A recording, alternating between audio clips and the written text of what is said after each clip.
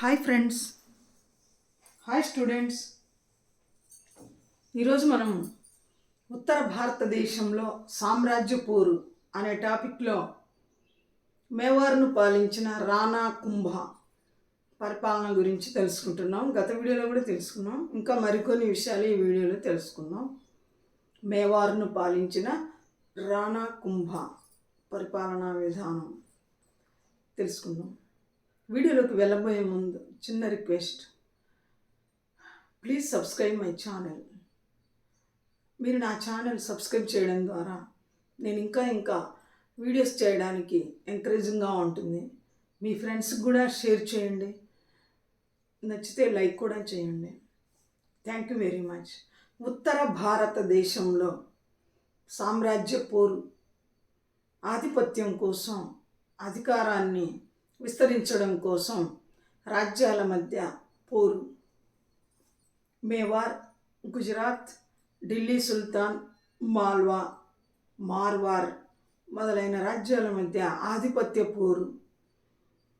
మేవార్ను పరిపాలించిన రాణా కుంభ పరిపాలన గురించి గత వీడియో నుంచి తెలుసుకుంటున్నాం.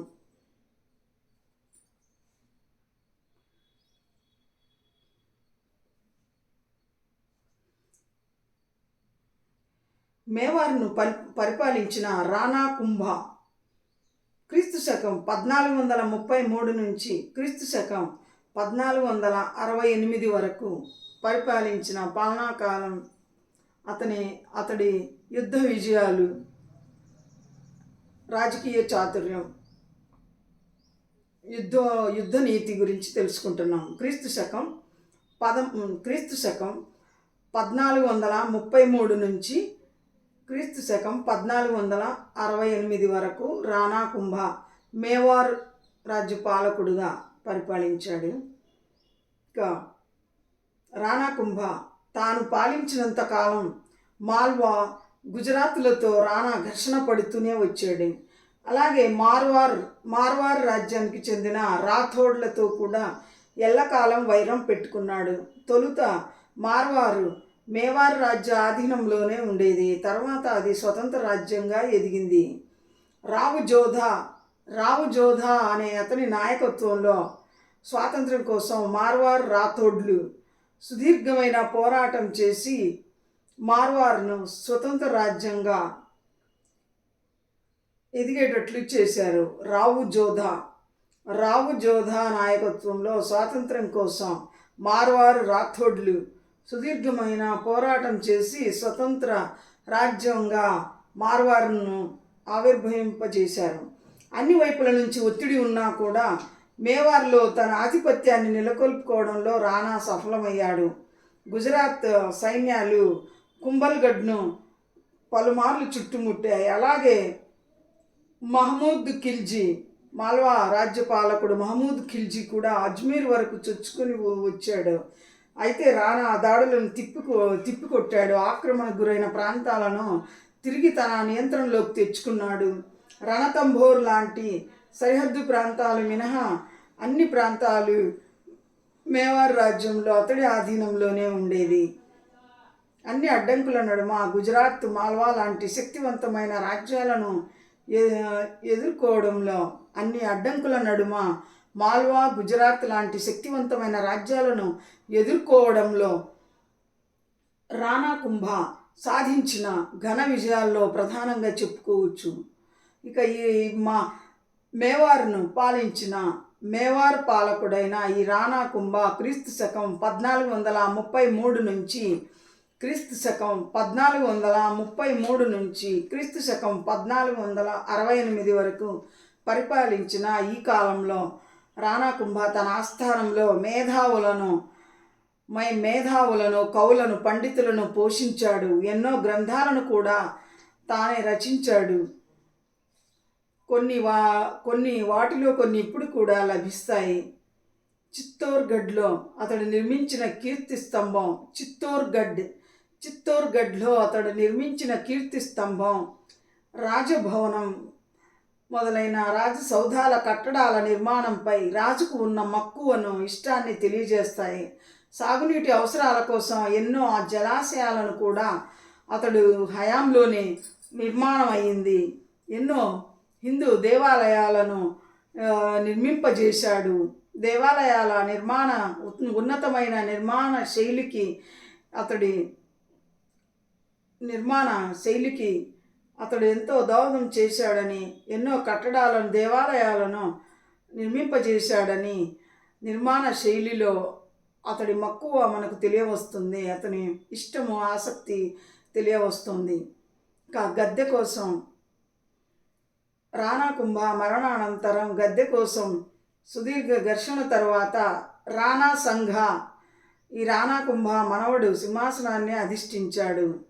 క్రీస్తు శకము 1508 క్రీస్తు శకం 1508 రాణా కుంభ మరణానంతరం రాణా సంఘ గద్దెనెక్కాడు. మేవార్ సింహాసనాన్ని అధిష్ఠించాడు. క్రీస్తు శకం 1508లో రాణా కుంభ మరణానంతరం నుండి ఈ రాణా సంఘ తన సోదరులతో సుదీర్ఘ ఘర్షణ తరువాత రాణా సంఘ గద్దెనెక్కాడు. ఆ సమయంలో పొరుగున ఉన్న మాల్వాలో అంతర్గత చీలికలు తీవ్ర స్థాయికి చేరుకున్నాయి. ఈ మేవార్ రాజ్యానికి పొరుగున ఉన్న మాల్వా రాజ్యంలో అంతర్గత చీలికలు ఏర్పడ్డాయి, తీవ్ర స్థాయికి చేరుకున్నాయి. మాల్వాలో అధికారం చేపట్టేందుకు తనకు సహకరించిన మేదినీ రాయ్ మాల్వాలో అధికారం చేపట్టేందుకు సహకరించిన మేదినీ రాయ్ అనే రాజపుత్ర సామంతుడితో మహమూద్ II వైరం పెంచుకున్నాడు.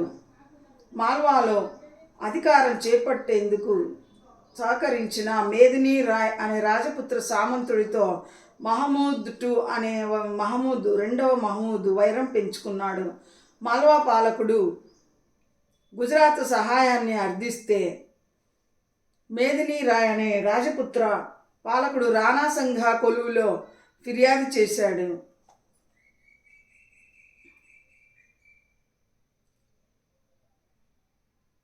మాల్వా పాలకుడు గుజరాత్ సహాయాన్ని అర్థిస్తే మేదినీ రాయ్, ఈ రాజపుత్ర పాలకుడు మేదినీ రాయ్ రాణా సంఘ కొలువులో ఫిర్యాదు చేశాడు. క్రీస్తు శకం 1517లో జరిగిన యుద్ధంలో రాణా మహమూద్ II రెండవ మహమూద్ IIను ఓడించాడు. క్రీస్తు శకం 1517లో 1517 క్రీస్తు శకం 1517లో జరిగిన యుద్ధంలో రాణా మహమూద్ II రెండవ మహమూదును ఓడించాడు. అతడిని బందీగా తీసుకొని చిత్తూరుకు తరలించాడు. అయితే 6 నెలల తర్వాత మహమూద్ కుమారుడిని చెరసాలలో ఉంచి అతని విడుదల చేశాడన్న వాదన కూడా చరిత్రలో ఉంది. ఇక చందేరితో సహా ఈశాన్య మాల్వా ప్రాంతం రాణా సంఘ పాలన కిందికి వచ్చింది. మాల్వా పరిణామాలతో ఆందోళన చెందిన లోడీ పాలకులు ఇబ్రహీం లోడీ నేతృత్వంలో మేవార్పై దాడి చేశారు. అయితే ఘటోలీ వద్ద రాణా సంఘ చేతిలో ఎదురు దెబ్బతిన్నారు. ఇబ్రహీం లోడీ వీళ్ళు ఢిల్లీ సుల్తానులు. మాల్వా పరిణామాలతో లోడీ పాలకులు ఇబ్రహీం లోడీ నేతృత్వంలో మేవార్పై దాడి చేశారు. అయితే ఘటోలీ వద్ద రాణా సంఘ చేతిలో ఎదురు దెబ్బతిన్నారు. ఢిల్లీలో తన అధికారాన్ని నిలబెట్టుకునేందుకు లోడీ తన సైన్యాలతో నిష్క్రమించాడు.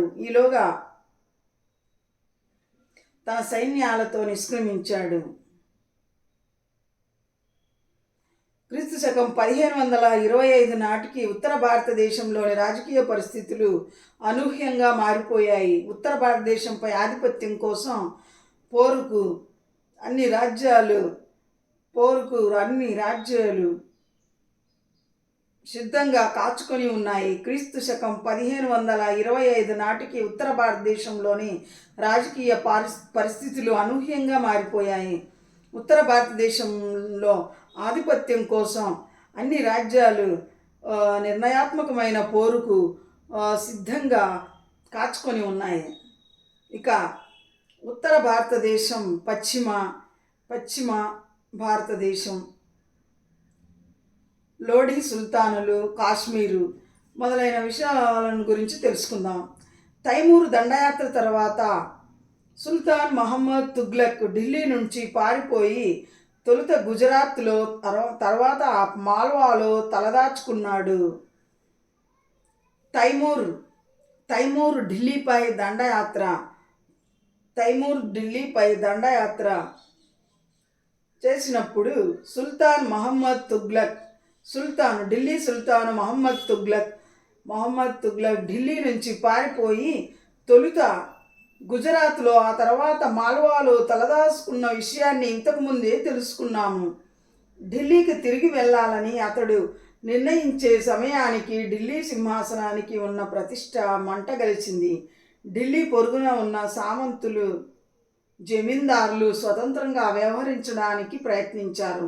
ఢిల్లీ వెలుపల ఉన్న సామంతులు, జమీందారులు స్వతంత్రంగా వ్యవహరించడానికి ప్రయత్నించారు. ఒక చతురుడు చెప్పినట్టు ప్రపంచ పాలకుడి రాజ్యం నేడు ఢిల్లీ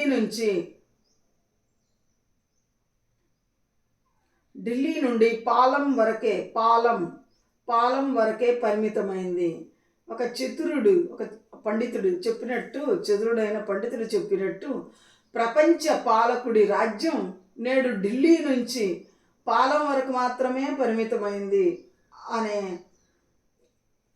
సందర్భం కూడా వచ్చింది. ఇక గంగాలోయలో తొలుత స్వాతంత్రం ప్రకటించుకున్న అంటే గంగా నది పరివాహక ప్రాంతంలో లోయలో తొలుత స్వాతంత్రం ప్రకటించుకున్న వ్యక్తి మాలిక్ సర్వర్. అతడు ఫిరోజ్ తుగ్లక్ పాలనలో సామంతుడిగా ఉండేవాడు. గంగా నది పరివాహక ప్రాంతంలోని గంగాలోయలో ఉన్న పాలకుడు మొట్టమొదట స్వాతంత్రం ప్రకటించుకున్న వ్యక్తి అతడు మాలిక్ సర్వర్.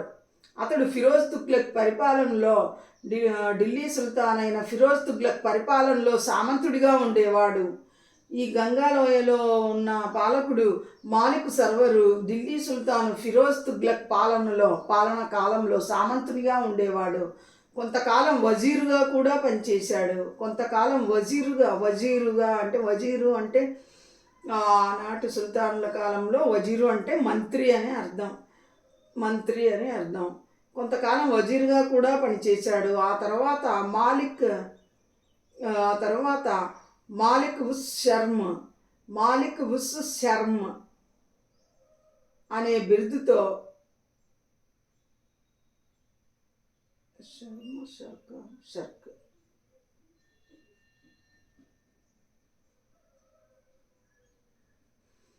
ఆ తర్వాత ఈ మాలిక్ సర్వరు తర్వాత మాలిక్ ఉస్ శర్మ అని ఈశాన్య ప్రాంతాల అధిపతి. మాలిక్ ఉస్ శర్మ అంటే ఈశాన్య ప్రాంతాల అధిపతి అనే బిరుదుతో ఈ ఈశాన్య ప్రాంతాల పరిపాలకుడుగా నియమితుడయ్యాడు. అతడి బిరుదును అనుసరించి అతడి వారసులు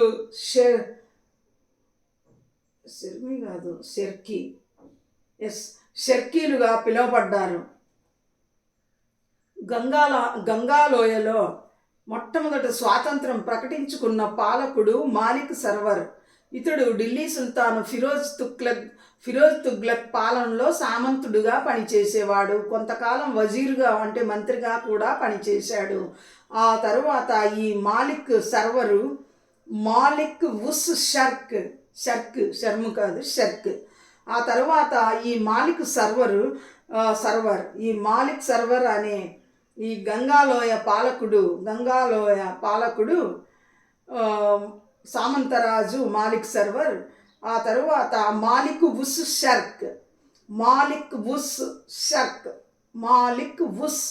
షర్క్ అంటే ఈశాన్య ప్రాంతాల అధిపతి అనే బిరుదుతో ఈశాన్య ప్రాంతాల పరిపాలకుడుగా నియమితుడయ్యాడు. అతడి బిరుదును అనుసరించి అతడి వారసులు కూడా షర్కీలుగా పిలువబడ్డారు. షర్కీ సుల్తానులు జౌన్పూర్ ఈశాన్య ఉత్తరప్రదేశ్ రాజధానిగా చేసుకొని పాలించారు. షర్కీ సుల్తానులు షర్కీ సుల్తాన్లు జౌన్పూర్ ఈశాన్య ఉత్తరప్రదేశ్ రాజధానిగా చేసుకొని జౌన్పూర్ రాజధానిగా చేసుకొని పాలించారు. అక్కడ ఎన్నో రాజప్రాసాదాలను, మసీదులను, దర్గాలను నిర్మించారు. ఈ కట్టడాల్లో కొన్ని మాత్రమే మిగిలి ఉన్నాయి. ఈనాటికి మిగిలి ఉన్నాయి. ఢిల్లీ నిర్మాణ శైలిని గుడ్డిగా అనుకరించకుండా షర్కీ సుల్తానులు తమ సొంత శైలిని అభివృద్ధి చేసుకున్నారు. వారు నిర్మించిన కట్టడాలే అందుకు నిదర్శనం. ఎత్తైన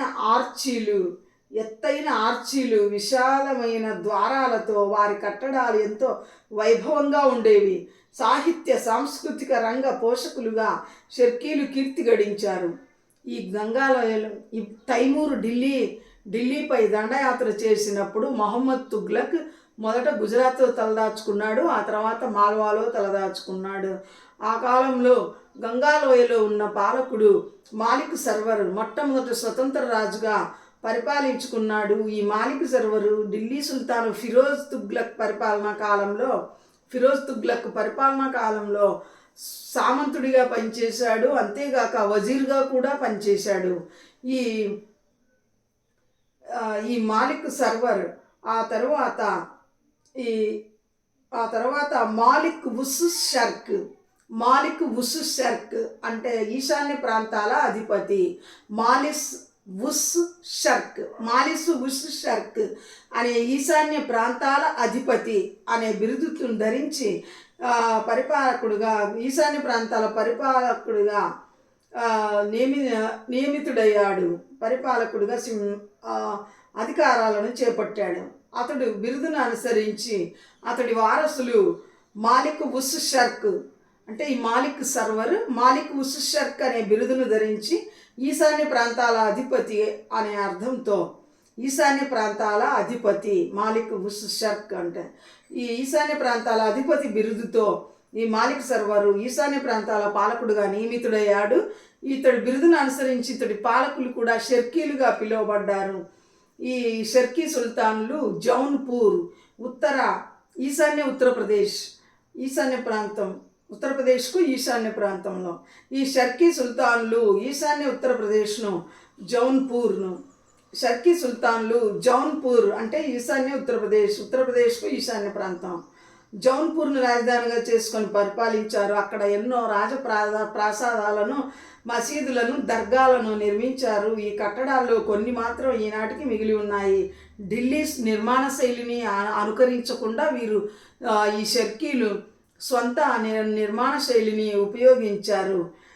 ఢిల్లీ నిర్మాణ శైలిని గుడ్డిగా అనుసరించకుండా షర్కీ సుల్తాన్లు తమ స్వంత శైలి అభివృద్ధి చేసుకున్నారు. వారు నిర్మించిన కట్టడాలే అందుకు నిదర్శనం. ఎత్తైన ఆర్చీలు, విశాలమైన ద్వారాలతో వారి కట్టడాలు ఎంతో వైభవంగా ఉండేవి. సాహిత్య సాంస్కృతిక రంగాల పోషకులుగా కూడా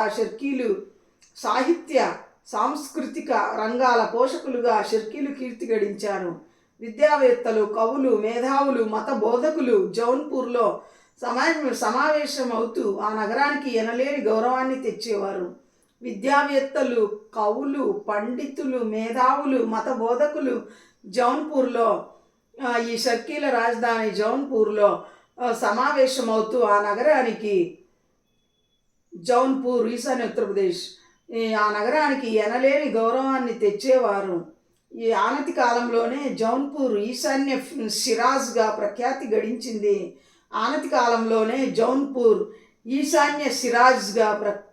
గడించింది.